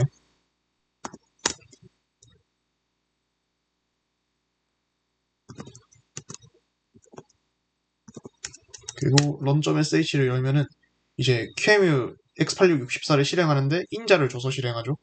그래서 -m 같은 경우에는 메모리를 몇 기가 쓸 건지 메모리를 몇 기가 쓸 건지 결정하는 거고, 노그래픽은 이제 그래픽 없이 노그래픽을 떼고 하면은 VNC 서버 키라고 할 거예요. VNC 서버로 열 거예요. 그래서 VNC 뷰어가 필요하기 때문에 노그래픽으로 여는 거고, 그 다음 커널 같은 경우에는 여기 있는 BZ 이미지를 쓰겠다라고 하는 거고, 그리고 어펜드에서 여기에 있는 것들은 이제 CPU 부팅을 할 때 CPU 설정들, 부팅을 할 때 커널 설정들을 나타냅니다. 그리고 CPU 같은 경우는 QEMU64 CPU, 가상 CPU를 쓰겠다고 지정을 해놓은 거고, 얘랑 얘 같은 경우는 커널 미티게이션인데 나중에 설명을 할 거예요. 모니터는 필요 없고, 모니터 같은 경우에는 필요가 없고, 대부분 널로 설정돼 있고, 그리고 init.rd 같은 경우에는 이제 커널이 부팅되고 읽어낼 그 파일 시스템을 설정하는 건데, 일단은 업데이티드가 없으니까 rootfs cpio로 설정을 하겠습니다. 그리고 이렇게 두고 -s-s는 이제 gdb localhost 1234로 열라는 뜻인데 지금은 주석 처리돼 있고요. 그러면은 run.sh를 돌려보도록 하겠습니다. 부팅. 그러면 이렇게 부팅이 되나? 네, 부팅이 되네요. 부팅이 되네요. 지금 이거 같은 경우에는 저희가 컴파일한 커널이 아니기 때문에, 저희가 컴파일한 커널에서는 이제 아까 전에 폰업을 소개를 했었죠. 어디 있었지? 네. 여기에서 제공하는 BZ 이미지랑 VM 리눅스입니다. 여기에서 제공하는 BZ 이미지랑 VM 리눅스입니다. 그래서 한번 심심하면 읽어보셔도 될 것 같고요. 여기에서 제공을 하는 걸 쓰기 때문에 보시면 폰업을 홀스타인이라고 뜨는 걸 볼 수 있죠. 그리고 아이디를 하면은 자기의 유저 아이디를 보여주죠. 그래서 아이디는 UID, GID 1337이라고 뜨고, LS를 하면은 그냥 리눅스 파일 시스템이죠. LS를 하면 이제 리눅스 파일 시스템인 거를 볼 수 있죠. 그리고 익짓하면은 이제 이 상태에서 익짓하면은 파워 다운이 되고. 그래서 제대로 부팅이 됐죠. 그리고 mount.fs 쓰는 법도 이제 설명을 드릴게요. 만약에 이 상태에서 제가 mount.fs를 하면은 이런 식으로 fs라는 파일이 생기면서 cdfs로 들어가면은 이제 똑같이 이렇게 뜹니다. 그럼 다시 돌아와서 제가 이 상태에서 ex.c를 만들어 볼게요. 아까 전에 x코드 이름이 ex.c라고, 쉘 스크립트에서 x코드 이름을 ex.c라고 지정해 놨으니까, 그 다음에 제가 여기에서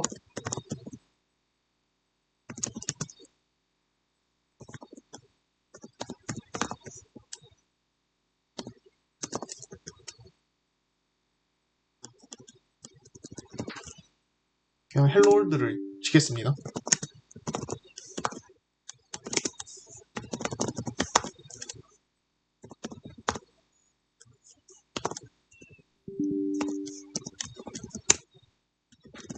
이렇게 치고 이제 upload.sh를 눌러볼게요. 그러면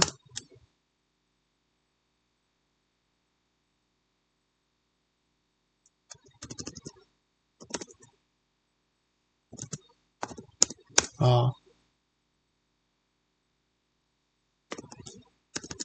x.c 이제 됐겠죠? 다시 실행을 하면은 음?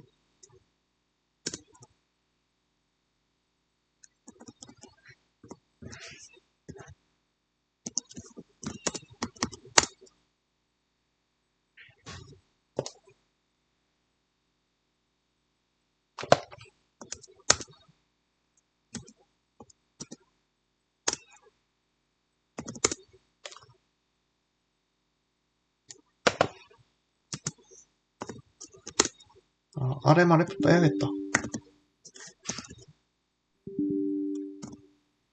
RMRF 빼고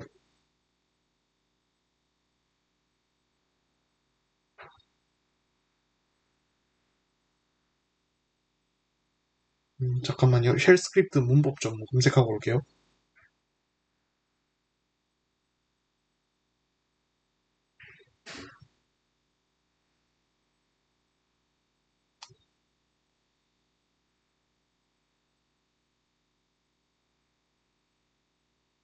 대시 2를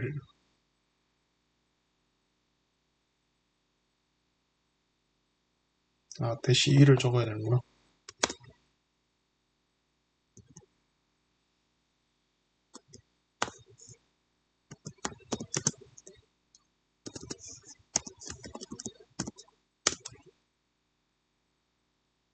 이러면 되겠죠?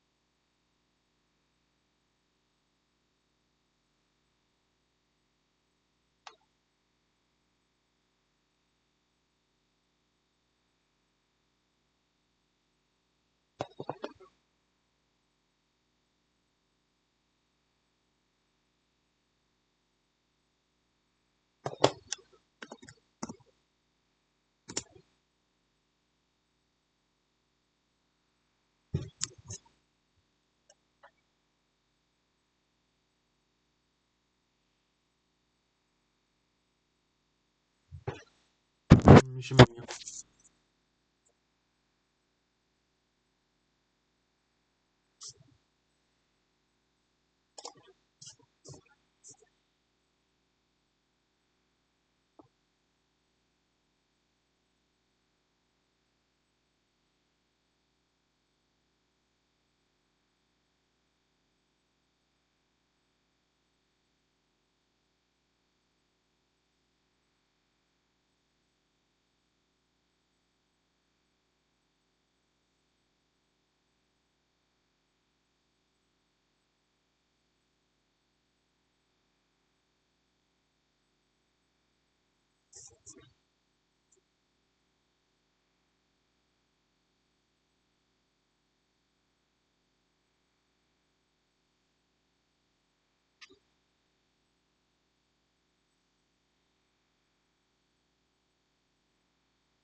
아, 아, 그, 이걸 하기 전, 이거, 아까 전에 제가 헬로월드를 만들었잖아요. 왜 헬로월드를 만들었냐면, 얘를 컴파일한 걸 저희 파일 시스템 안에 넣기 위해, 저희 파일 시스템 안에 넣기 위해서요. 그러기 위해서는 일단, 머슬 GCC를 알아봐야 됩니다.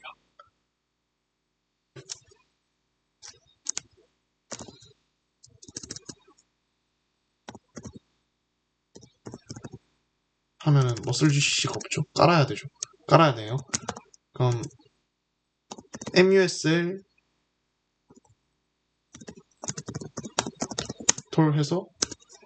인스톨해서 MUSL을 이렇게 해주세요. MUSL이랑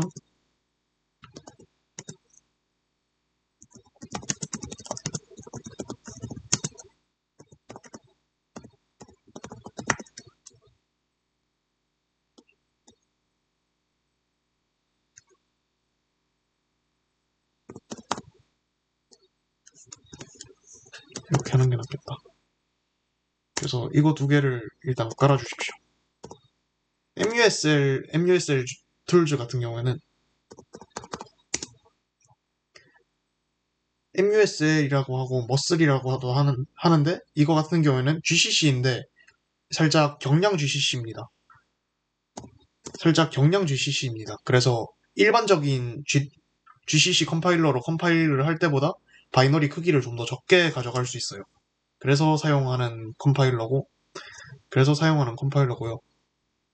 다시 이제 작동을 하겠죠?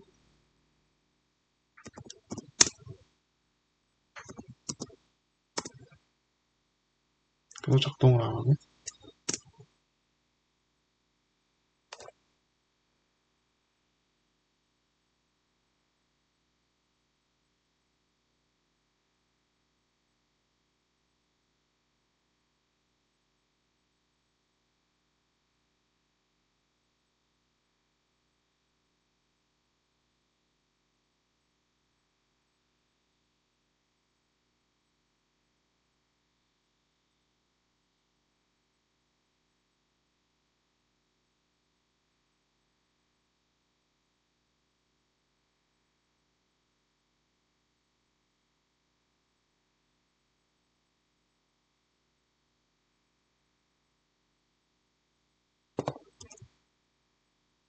아, 여기에 스페이스가 있어야 된다고 하네요.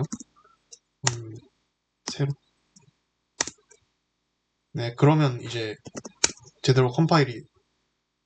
제대로 컴파일이 됐는데, 이거 CP가 아니라 무브로 하는 게 낫지 않나? 이거 CP가 아니라 무브로 하는 게 낫지 않나? 무브로 해야겠다.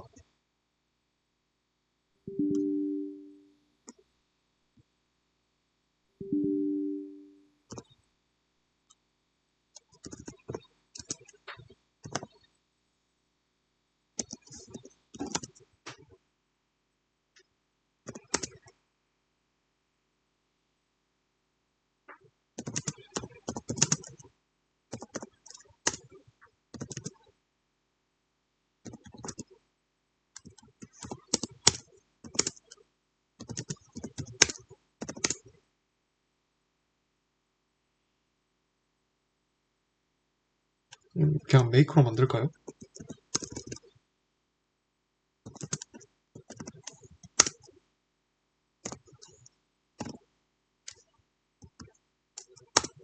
메이크로 만들어도 될 것 같은데. 아, 메이크 파일은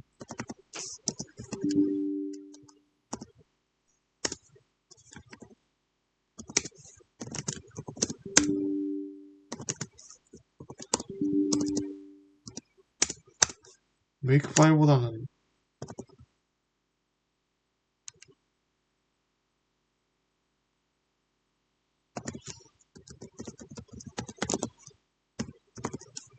이게 낫겠다.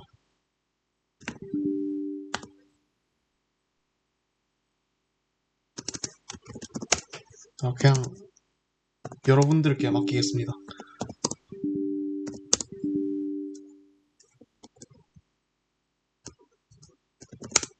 아, 그냥 여러분들께 맡기겠습니다. 여러분들은 저보다 그거, 좀 더 효율적으로 하겠죠.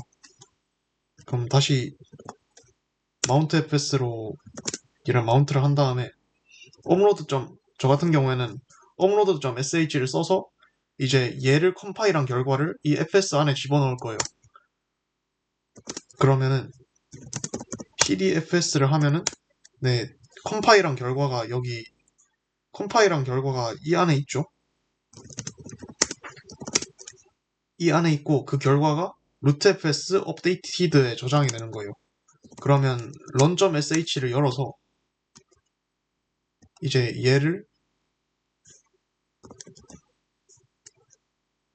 얘로 바꿔주면 되겠죠. 그러면 run.sh를 실행하면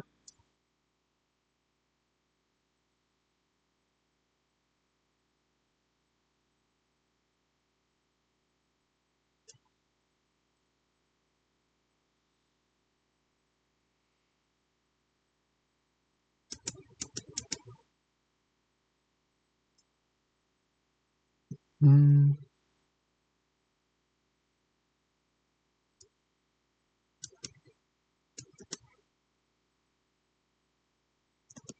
뭔가가 좀 이상한데?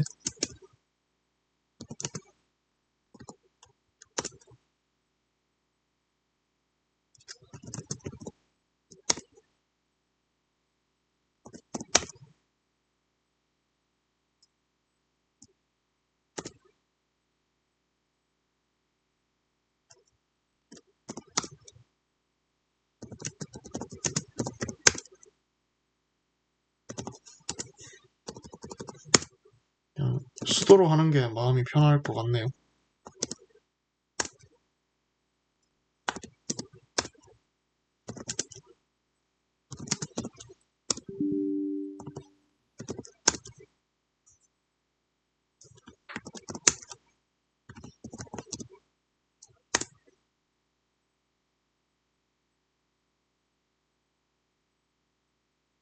예, 수도로 하는 게 마음이 편하네요, 확실히.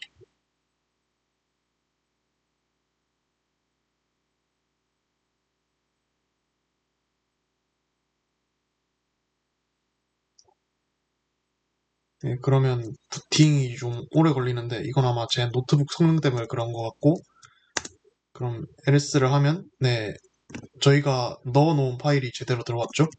그래서 실행을 하면 헬로월드니까 헬로가 뜨고, 헬로월드니까 헬로가 뜨는 그런 모습을 보여주고 있어요.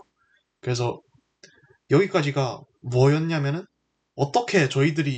어떻게 우리가 만든 익스플로잇은 결국엔 가상머신 바깥에서 작업을 해야 될 거 아니에요? 그거를 어떻게 이 안에 넣는지를 설명을 드린 거였고요.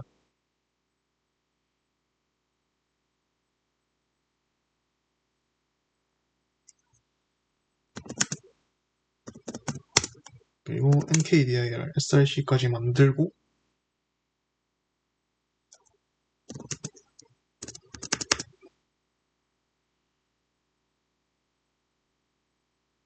그럼 여기로, 다시 여기로 옵시다.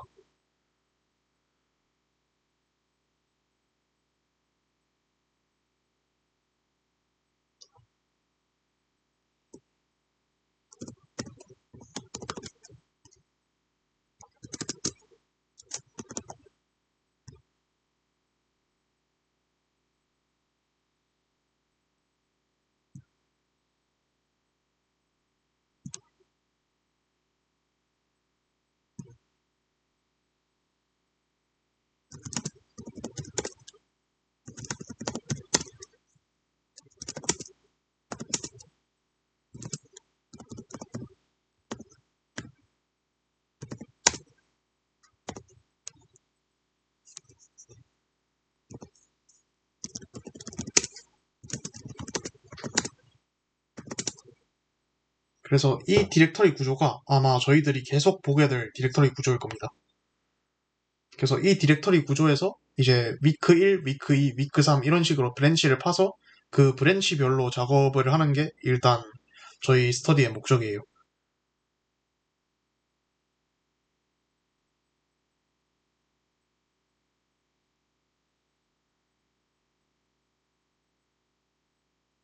그래서 여기까지 올리고 기디그노 설정했고 이거 두 개는 컴파일하면 바꿀 거고 얘는 업로드.sha에서 만들어진 거니까 얘는 버리고 이거 버리고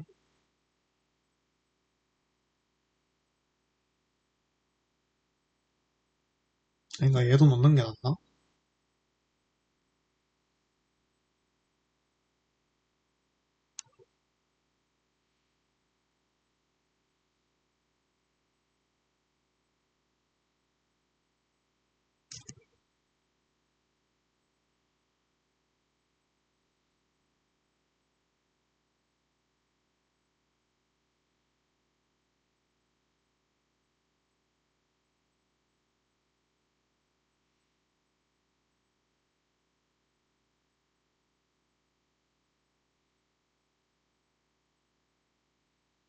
네, 일단 이렇게 합시다.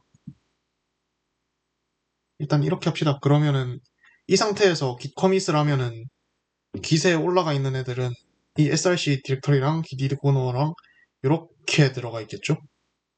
그래서 커널 컴파일해서 bz 이미지랑 vm 리눅스만 커널 컴파일한 걸로 이제 디버깅 심볼이 있는 걸로 갈아 끼우고 디버깅 심볼이 있는 걸로 갈아 끼우고 하면 되겠죠? 그럼 일단 얘네들까지를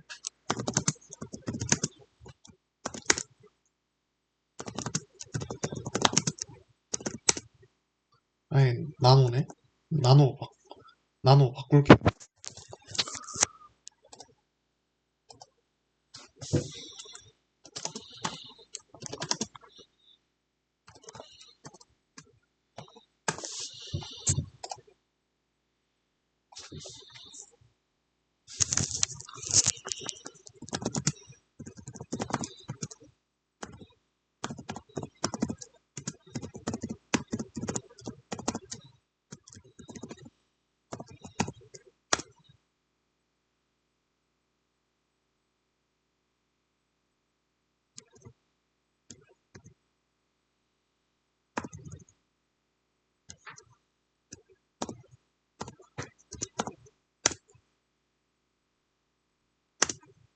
아, 편안하다.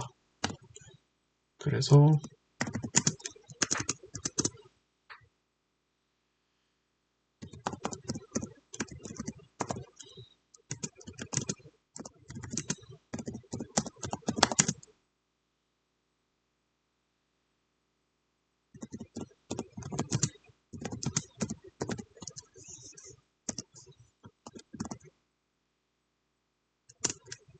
이렇게 추가를 하고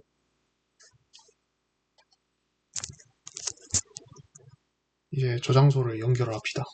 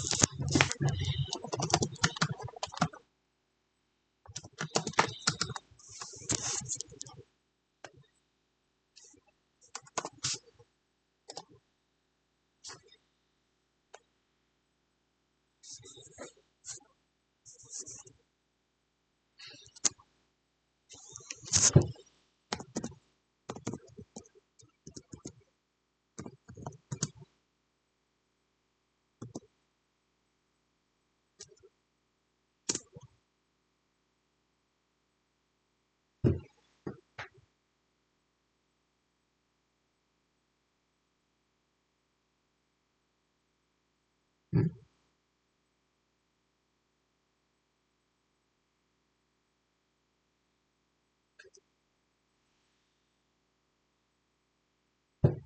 아, 그냥 이렇게네요.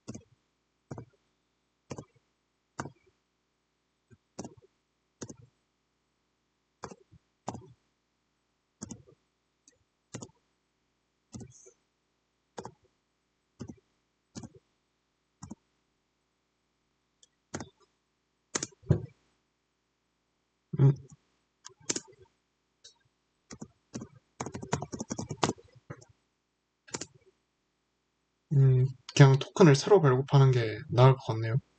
그럼 토큰을 발급하고 오겠습니다.